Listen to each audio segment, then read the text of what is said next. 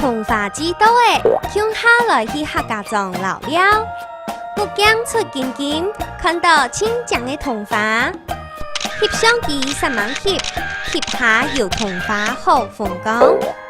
冰了日，一户客人欢欢喜喜，乡下来去看桐花，吃美食，买灯笼，游客庄。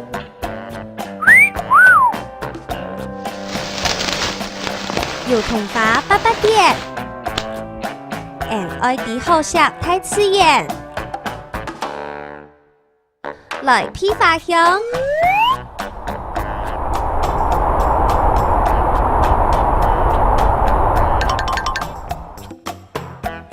爱记得同5月7日约束。